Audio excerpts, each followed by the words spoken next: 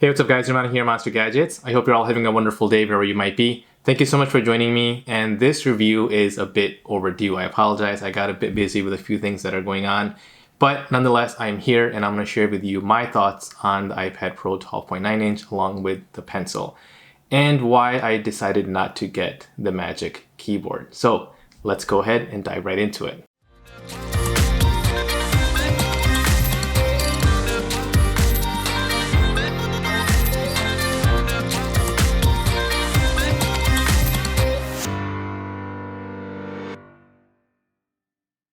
Alright guys, welcome back. So let's start with the first thing, the look and feel of this iPad. I will tell you, hands down, this is the best display that I've ever seen on any handheld device.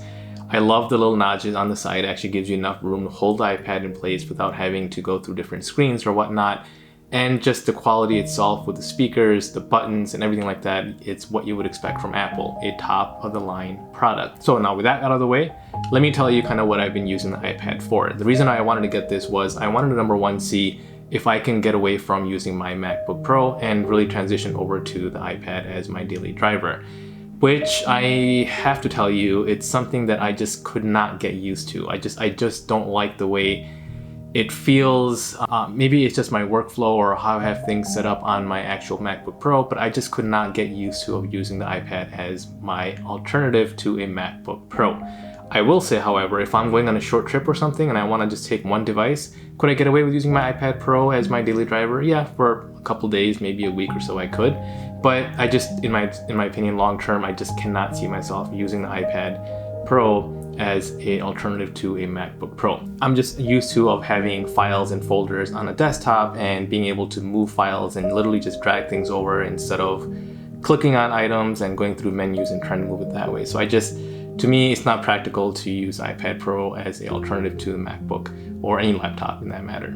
Now, with that being said, what I've primarily used it for is looking at photos. I did do some video editing, and I can tell you this thing is a beast. It by all means can certainly handle anything and everything you throw at it. It's got a powerful processor.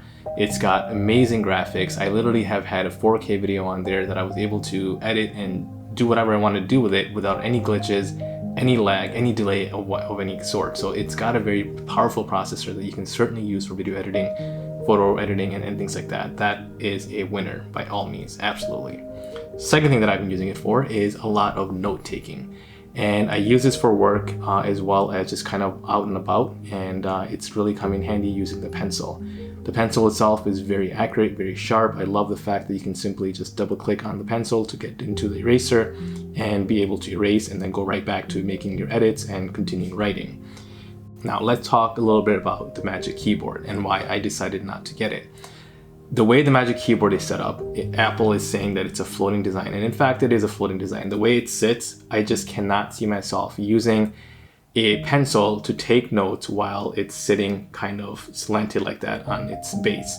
It's just not practical at all. The way I like taking notes is having the actual iPad in my hand. So you've got it basically like this, and you're using it to take notes. Whereas if you're propping it up, how can you possibly take notes like this? It doesn't make sense. It's not ergonomic, and it's not something that you can do long term. So I just don't like the fact that if you have the iPad, if you have the Magic Keyboard, that you're basically using mostly the keyboard and yes, the trackpad as instead of using the actual Apple Pencil. So for those of you that are looking to use Apple Pencil for taking notes, drawings, and those type of things, the keyboard might not be the best way to go. If you haven't checked out my last video, I'll go ahead and card it here. I talked about another portable keyboard that you can use, and that's really been a must-go for me, just because, again, if I'm taking notes, I can certainly use it as a handheld device like this, and then if I wanted to actually take notes, I can prop it up, take my keyboard out, and I can start typing notes, whereas on the actual Apple Magic Keyboard, you can't really do that. It's kind of stuck in its position. There's no way to move it around and make it flat to where you can go ahead and start taking notes on it. So that was my reason for not getting the Apple Magic Keyboard. Now let's talk a little bit about the Pencil. The Pencil itself, I've literally have used it all day. Like I literally have been taking notes and have used the iPad all day. The iPad battery, as you guys know, it's a no-brainer. It does last all day. It's got plenty of juice. It'll get you through the day, and maybe a day and a half if you wanted to use it heavily. That's not a problem. The Pencil itself, with it not being on charge and just having a pencil by itself and just taking notes or maybe putting it aside, I was able to get through a full day. And I will tell you that I started out with 100% battery, and towards the end of the day I was at about 15%. So I did come towards the end of the battery, and that was with being not basically putting it on charge at all. So as you guys know, this is how you charge the pencil, but with me taking notes on it, I was using it, and I would just basically put the pencil aside and for a few minutes while I did something different, and then go back to actually holding the pencil and taking notes. So without even being on charge, this thing was actually able to get me through a full day and still have about a 15% charge left by the end of the day. So that is very impressive.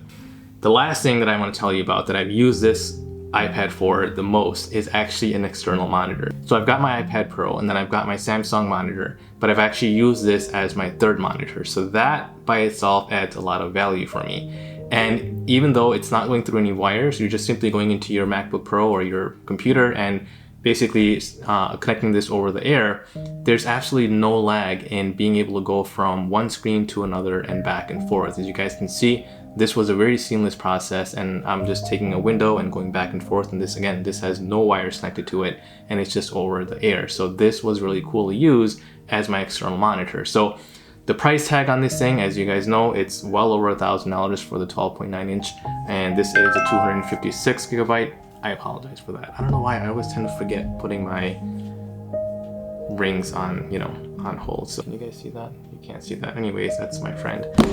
So thank you for texting me. No, I'm joking. It's my fault. I should have put it on mute.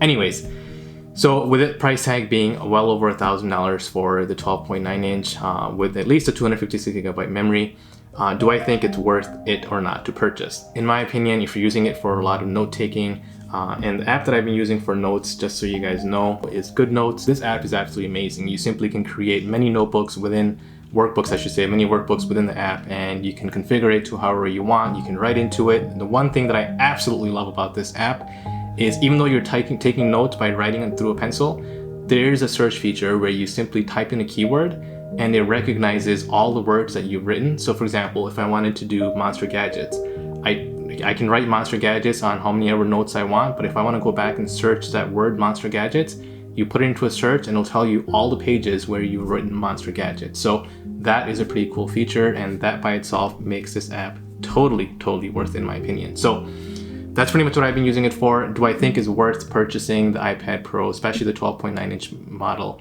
over the normal 11 inch model? I would say absolutely hands down, yes, it's worth it. I do like the bigger display, especially if you're going to be using it as an external display. You do want to match it up with your MacBook Pro. This would be a great extension to it.